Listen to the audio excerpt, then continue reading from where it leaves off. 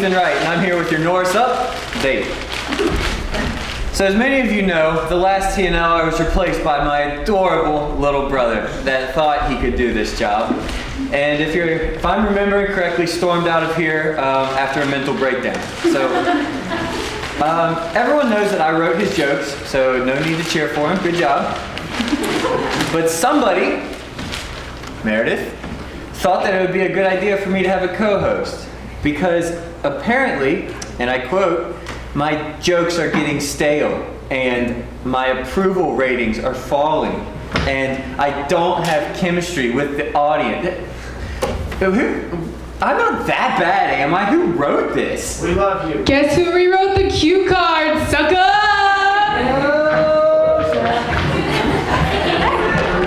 Oh no. Security! Security! No, let's just put the joke behind us and just get to the news. You're my co-anchor.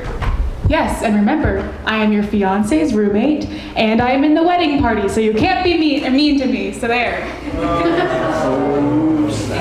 Oh yeah. Everyone, Caitlin Ellis.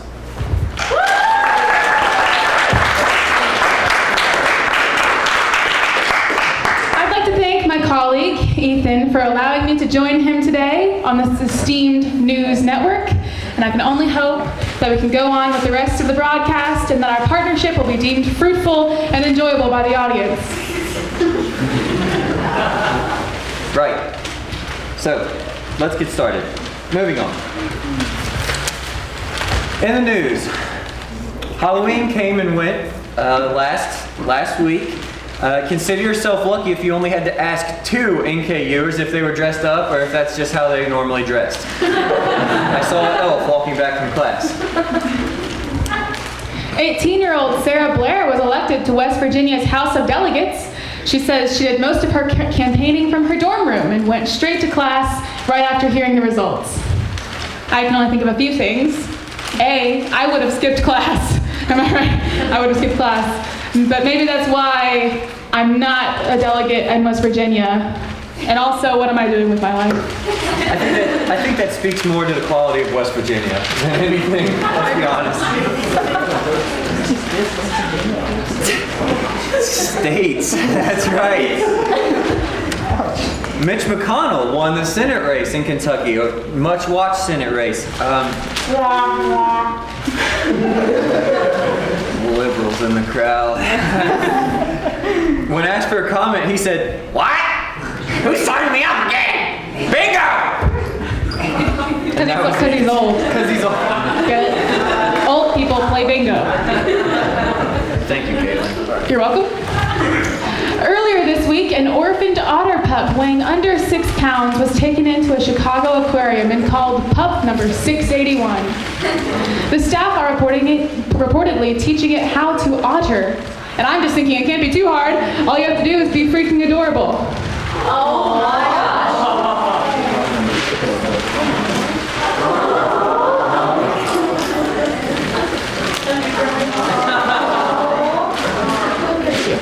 When you have a baby otter on your side, it's pretty easy to win over an audience.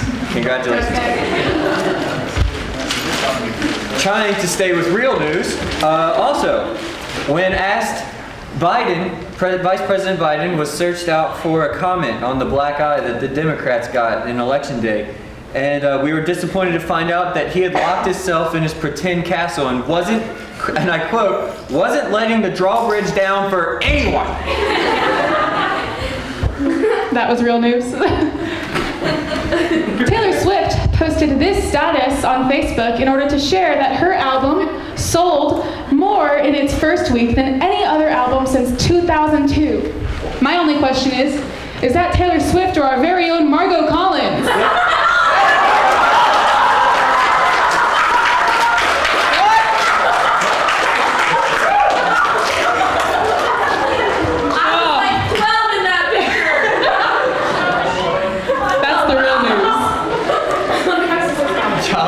Job well done, co-anchor. Job well done. Thank you. Wow, Thank I hate you guys.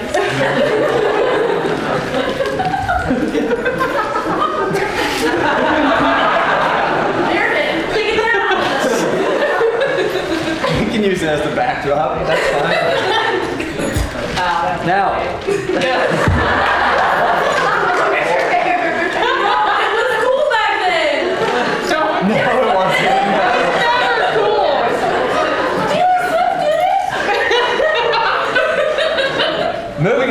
next segment. Point and counterpoint. Caitlin and I will take opposite sides, opposite viewpoints in the following pop culture news. Yes, Taylor Swift's most recent album, 1989, was released last week and has been controversially accepted by self-proclaimed Taylor haters and has also been largely disliked by a large number of Taylor's most devoted fans. In today's point counterpoint, I will be taking the pro-1989 stance, while my colleague Ethan takes the anti-1989 stance.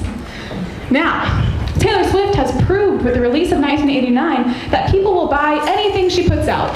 But clearly, it's not like anything else she has done in the past. With a fan base that is proportionate to the size of Ethan's feet,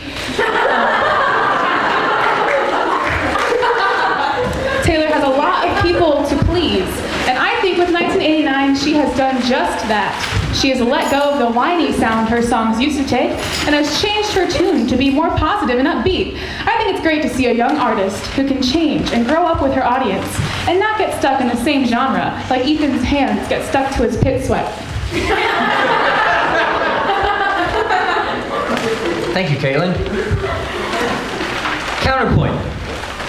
Some of us consider that whiny sound, as you put it, a clear, perfect pitch that Taylor Swift used to have. But besides that, sometimes in life, the Lord just bestows talent and wonderfulness on some people. And Taylor's portion was given to Carrie Underwood, just as your portion was given to Meredith in the womb.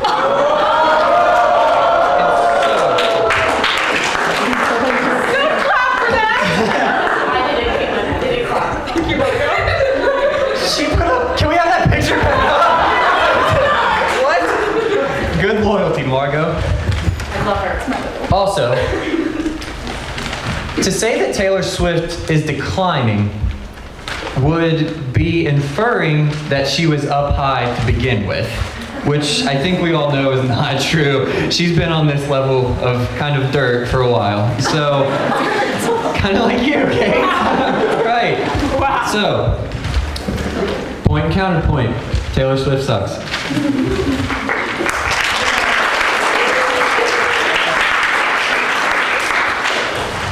Now our feature story of the week, right. We're heading into the full last month of the semester, which means papers are due, finals are looming, stress levels are high. With the pressures of the semester on the shoulders of every student, we must ask ourselves, what can we do to relax? Well, that's easy. For me, a bubble bath and a One Tree Hill marathon sure does the trick. You too? Well, we need more suggestions that appeal to interests and demographics.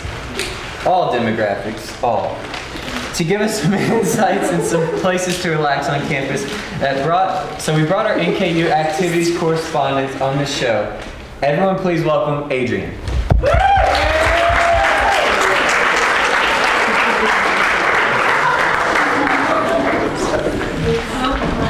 Thanks for coming, Adrian.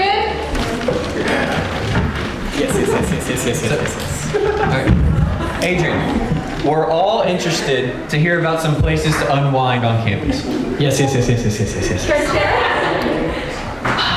Of course I would care to share. Let me just get out my note card somewhere. I have it somewhere right in here. There it is. You wrote your list on a napkin? Don't be a foolish feline, Caitlin. It's not on the napkin. See? There it is, right here. Okay. I hope that your ear holes have seatbelts because I'm about to take them on the ride of their lives. We'll just reiterate the question real quick. Where are some good places to unwind? Okay. NKU's hottest hangout is Consuelanino, located behind the My Little Pony action figures in Josh Skipper's underwear drawer. This post-traumatic Thomas the Tank Engine club has every tang.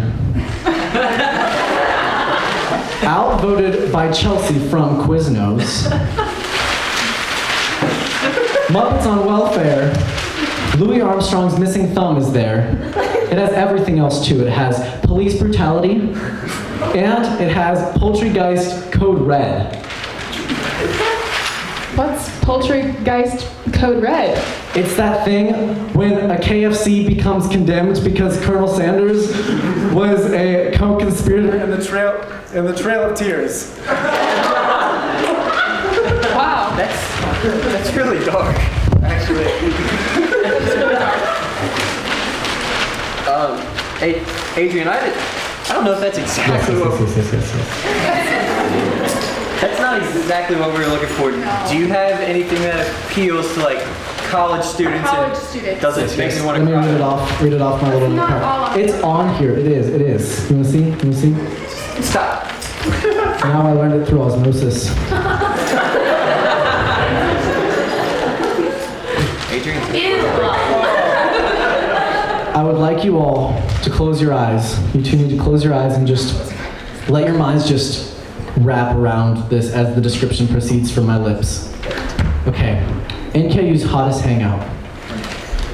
If you're a wild animal who didn't get enough 2% as a young adult, NKU's best fit for you is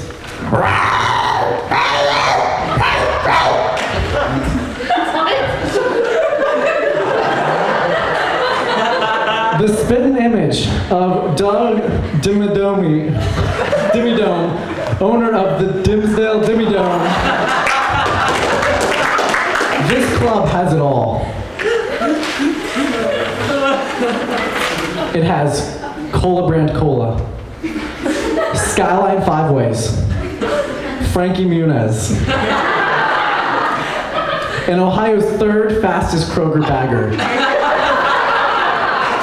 It has a lot. That's really impressive, but I still don't think that's what we're going for. You've got one more chance here, or we're kicking you out. You just gotta give us the best place for college students to hang out. What do you Okay. have for us? I just want you just to We're not gonna close our massage your ears, massage each other's ears as you listen to this one because it's very special and I put a lot of thought. Yeah, Adrian. Okay. NKU's saltiest hangout. Well, no, best hangout. Best I'm hangout. looking for best. Okay, best hangout. If you don't know how to get to Sesame Street, NKU's hottest club is Sesame Boulevard. Located under Caleb Belange's bed. This turd-infested, Ebola-free establishment just won't quit. Undefeated woodchucks is one thing they have. They also have...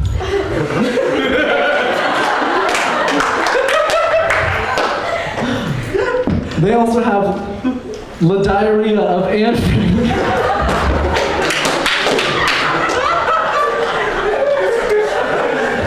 VH1's top 10 winter storms of the 90s. Frankie Muniz. And a human ice cream sundae. I'm afraid to ask, but what is a human ice cream sundae? You find the lawyer that convicted your papa Your question is not worthy of and beat him within an inch of his life, then cover his wounds with Hershey chocolate syrup and cocoa whip. Now he knows. Can you repeat that?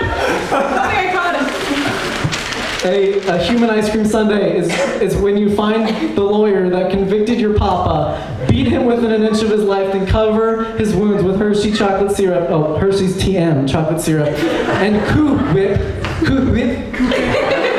Now he knows. Wow. I think we got all we need from this report. Thank you for coming, Adrian. Thank you. Yes.